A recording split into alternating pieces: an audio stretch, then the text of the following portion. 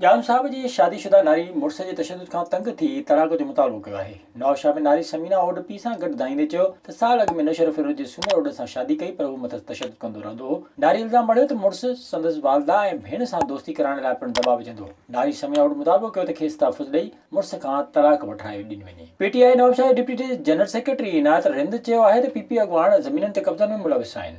नवाबशाह में press conference कंदे इनायत रिंद चयो त पीपीएमपीए ऐं ॿिया सिधी रीति सरकारी ज़मीन ते कब्ज़ो करण में मुलविस आहिनि। हुननि चयो त सरकारी ज़मीन सां गॾु ग़रीब माण्हुनि खां बि ज़बरदस्ती घर भुॻड़नि में वठी एवज़ खसिया विया आहिनि। पीटीआई अॻवान इनायत रिंद चयो त हू कब्ज़ा माफ़िया ख़िलाफ़ सिंध हाई कोर्ट वेंदा ऐं एहतिजाजी धरणा पिणु हणंदा। गमबट वेझो स्कूल में तालीम रोशनी आहे जे उनवान हेठि तक़रीब कोठाई वई। ड्रिब मेहरशाह जे ॻोठ अरबाबली चन्नो जे बॉयज़ एलिमेंटरी स्कूल में थियल तक़रीब में शागिर्दनि में तक़रीरूं ऐं चटाभेटी जा मुक़ाबला कराया विया। इन मौक़े ते शागिर्दनि नअतूं हमद ऐं मुख़्तलिफ़ टेबल पेश करे ख़ूब दाद हासिल कयो। इन मौक़े ते मुश्ताक अमल लाड़िके ॿियनि चयो त स्कूल जे शागिर्दनि में टैलेंट पैदा करण लाइ तक़रीब मुनक़िद कई वई आहे। ॼामशोरे में पाक तुर्क स्कूल पारां रांदियुनि जो ॾियारो मल्हायो वियो। सिंध यूनिवर्सिटी जे पोलिंग ग्राउंड में मुख़्तलिफ़ क्लासनि जे शागिर्दनि rabbit race, ball in the air समेत ॿियनि रांदियुनि में हिसो वठी ख़ूब मज़ो माणियो। कामयाबी माणींदड़ शागिर्दनि ऐं शागिर्दानि खे मेडल ऐं मुमताज़ सर्टिफिकेट पिणु ॾिना विया। इन मौक़े ते लम्स जे वीसी ऐं ॿियनि जो चवणु हो त रांदियूं सिहत लाइ अहम आहिनि, इन सां इंसानु हमेशह ताज़ो ऐं तंदुरुस्त रहे थो। विज़िट कयो अवामी आवाज़ मीडिया ग्रुप जी वेबसाइट